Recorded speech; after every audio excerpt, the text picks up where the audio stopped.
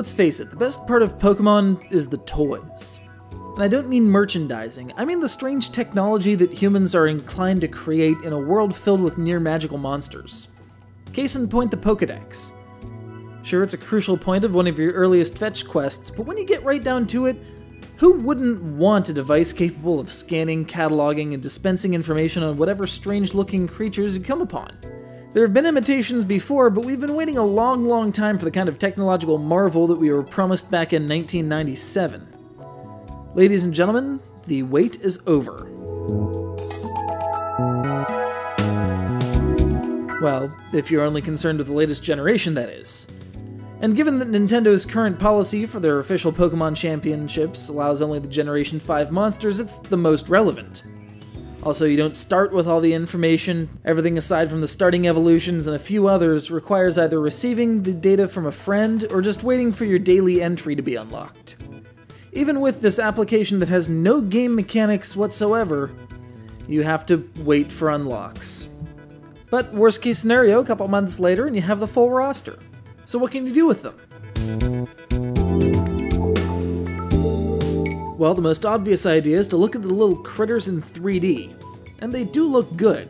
You can even animate them with the push of a button. And just look at all that data. Egg group abilities, learned attacks, TMable attacks, egg moves, pretty much everything you'd get from one of the major websites. Unfortunately, that pretty much means you're not going to get a complete breakdown of base stats. Instead, you'll have to settle for a much more abstract number of bars, or the ability to search by, say, special attack value. But speaking of moves, they're all listed here. All of them.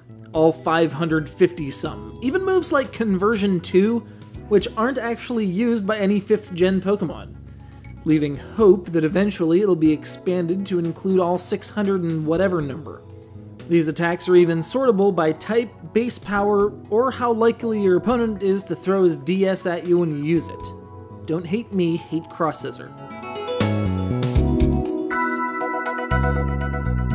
But the cutest little trick of the Pokedex 3D involves bringing the little critters into our very own world by means of black and white marker codes that you can print out, load onto your phone, or if you feel like having some arts and crafts time, draw yourself.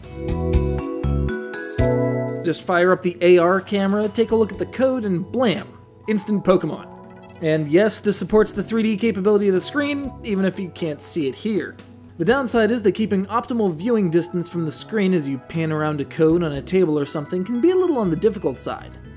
But Victini catches fire and flies around. This has to be worth something. Sure, I can have my complaints. I can much prefer this software support the entire history of Pokemon and not just those from black and white. Because let's face it, being able to look at a Porygon in 3D like this just seems so perfectly in the moment. But the net result is that the Pokedex 3D is a useful little tool, especially if you need to look up a move on the fly. And the price can't be beat. It's free. Gratis. Kostenlos. $0. Just obtain it and enjoy looking forward to receiving new Pokemon each morning.